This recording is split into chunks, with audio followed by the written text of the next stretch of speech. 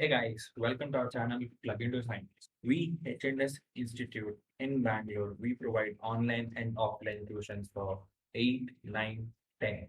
For the tuitions, contact the given number below. So today our topic is on life processes. So in this chapter, we'll be learning about nutrition, respiration, transportation, and excretion. So these are the four major subtopics which we'll be discussing in this chapter. So first, so in this video, we'll be completely saying or dealing about the nutrition part. So first thing you have to know what are the life processes means. So the life processes means, so these are the vital process carried out by each and every living organism in order to maintain and sustain life.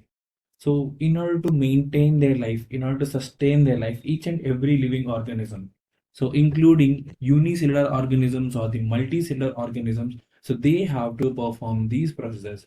Example, nutrition, okay, which helps for the getting of food, the excretion of the waste materials, transportation, respiration, reproduction, and the control and coordination.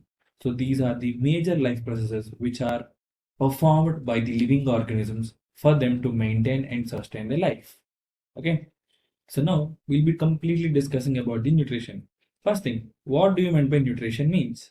So nutrition means it's a procurement of nutrients. It is called as nutrition. So procurement of nutrients, which means the way you're getting the nutrients from the different foods. So if you take the plants, they get their nutrients by preparing their own self by the sunlight. And if you take the human beings or the animals or some parasites and all, so they will be getting the nutrients in the different formats. So the procurement of the nutrients, it is called as nutrition. And if you see, the nutrition are of two types. So one is autotrophic nutrition and the second one is heterotrophic nutrition. Now, so in case of autotrophic nutrition, so I hope you already know that auto means self, whereas trophic means we'll be saying it's about the food level. So the organisms which prepare their own food, they are called as autotrophs, and their mode of nutrition, it is called as autotrophic nutrition. And the best example, the living example which you can see daily, that is your plants. Other than the plants, you can also see one more example, that is BGA. It means blue-green algae. So these plants and the blue-green algae, they prepare their own food by the so-called process which is called as photosynthesis. So I hope you all know about the photosynthesis. So photosynthesis means generally the plants prepare their own food by using the light. So here the photo means light. So here major of the light here comes from the sun only. So basically you can think it of as a sunlight. And synthesis means preparation. So the preparation of food from the carbon dioxide, water in the presence of sunlight and chlorophyll, it is called as photosynthesis. And this is your balanced equation.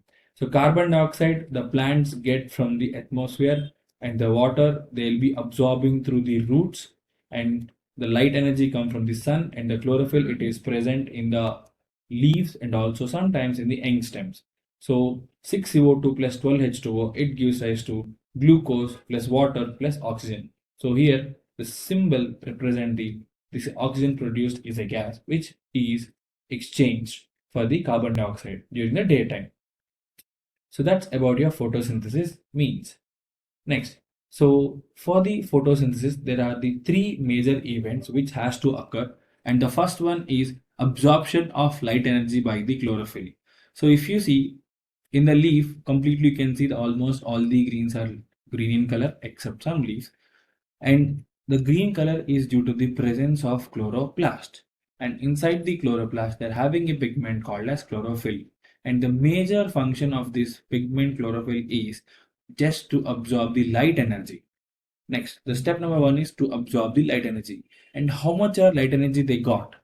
By using that light energy, they break the water molecules, or you can say they split the water molecules into hydrogen and the oxygen. And this step we say it as photolysis of water, which means the energy which is absorbed by the chlorophyll, it is used to break the or to split the water molecules into hydrogen and oxygen. That is your second step. And the third step is whatever the carbon dioxide is there, that carbon dioxide undergoes the reduction to convert that into the carbohydrate, which is your C6H12O6. That's your glucose. So these are the major three events which occur during the photosynthesis. So this is the one of the experiment which we say variegated leaf experiment. So this experiment proves that. So how can you say that the chlorophyll is important for the photosynthesis? So after doing the experiment, you'll be getting the result in this manner. So the blue color thing which you can see here, the blue color things. So this is completely representing the starch, and the brown color which you can see outside. So this is nothing but there is no starch in that. And the main reason behind this, you can see here the green color one here, it turns into the blue because like it do photosynthesis and prepares the carbohydrates which finally turns into the starch. But in this yellow case, there is no chlorophyll, so there is no formation of starch. So this is about the variegated leaf experiment. Next thing about the opening and closing of stomata. First thing before the opening and closing of stomata, first thing you have to know where exactly the stomata are present. So if you take the leaf, so the leaf will be having the upper epidermis like this. And in the upper and lower epidermis, you can see here, so this is your epidermal cells. In between the epidermal cells, these are called as guard cells. And you can see in between the space, which is present in between the guard cell, it is called as stomatal pore or stomata. And please be very careful with this. Stomata is different from the stroma. Okay, so stomata, or you can say stomatal pore. So what is the function of this stomatal? It means during the daytime, the plants require carbon dioxide and they release the oxygen. So the gases exchange, it takes place in the through the stomata. Like how the gases exchange is taking place in our body in the lungs, the same way in case of the leaves, the gases exchange takes place within the stomata. So not only the gases exchange, even the water molecules are also evaporated through this stomata. So how these stomata are present or how they are functioning. So the stomata is not open all the time or it is not closed all the time. So there is a mechanism of opening and closing of stomata. So you can see here, this is your guard cells. So these are said to be the guard cells.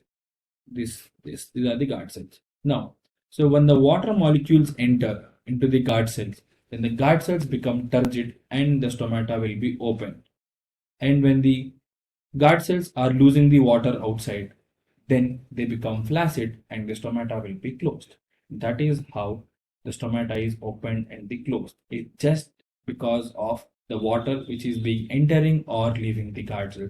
Once the water enters into the guard cell will be turgid and there is an opening of the stomata. And when the water is lost to the guard cells, then there is a flaccidity of the guard cells which leads to closing of the stomata. So this is the mechanism of opening and closing of stomata. It is just because of the water flow into the guard cells and water flow out of the guard cells. Thank you for watching the video. If you like the video, please share, subscribe to our channel, and press the bell icon for the more updates.